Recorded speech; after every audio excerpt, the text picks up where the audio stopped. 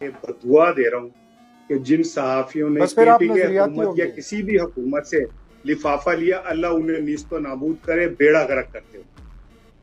और मैं ये भी हाथ उठा रहा हूँ कि जिन लोगों ने मुशीर बनने के लिए हुकूमत की झूठी तारीफें की और सिर्फ मुशावरत के लिए, गाड़ी पे झंडा लगाने के लिए अपने जमीर को बेचा, अल्लाह उन्हें भी तबाह बर्बाद करे। मैं कहे इख्तियार वली साहब आमीन मेरे साथ।